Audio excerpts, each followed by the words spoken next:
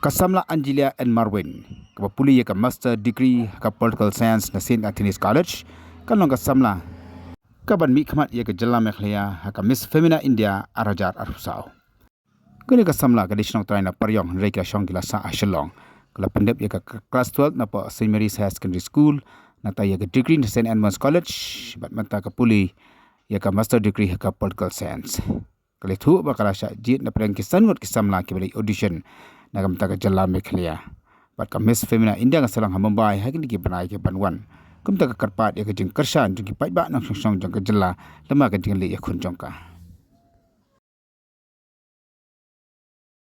Nakatay ni Angelia and Marvin ang natin Femina Miss India Meghalaya 2024 te nikong ang kuapan matay sa pagkajen ni jong amo te ngas nampak juga kajian mo kanina first time jangan kabangan le kabajen tena dapat kajian kemen buat kajian semua sipun ngalayo kajian kuno play buat kajian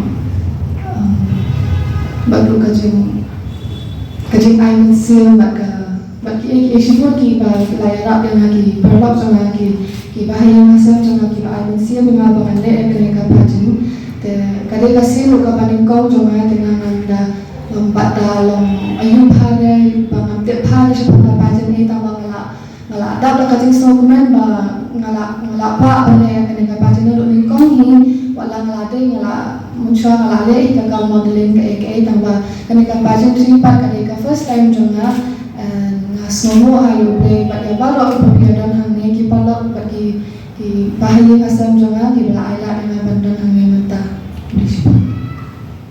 Siapa bangga dengan rumah, tengah ladon kami siap mengaku alih modeling. Tambah nanti pak kila ni ki kumno bangan sedang ni yang poise kumta. Tambah yang kini ki palok jangan kan. Kisi pensiun bayar kisi kilat le mo ikan ni nama pi jerong kumta. Tengah dua hot tong le tang lasang kata modeling. Hadin pan kumwan ki longalak ki beri ki pensiun dengan banyak kapajen si nama. Lalu muncul meladon hingga mensiang mengaku apa le untuk ban island kene ka society ka community jani te ngalaku hi ban le te ki island siam nga ki penslor nga ki khile le audition te na kompoi le audition ka balong ka Guwahati aku mengal asya ajit kemen kumkanong mi khamat ken secondary school and my bachelor's from St. Edmunds College and now I'm doing my master's from St. Anthony's College.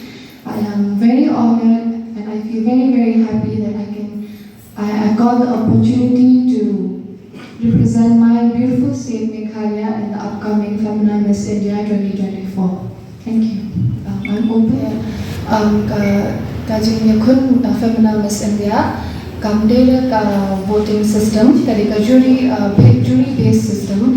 Hendrai bangan boy ka top 12 bad kadi kadang kasak contest ka baong ka Miss Multimedia.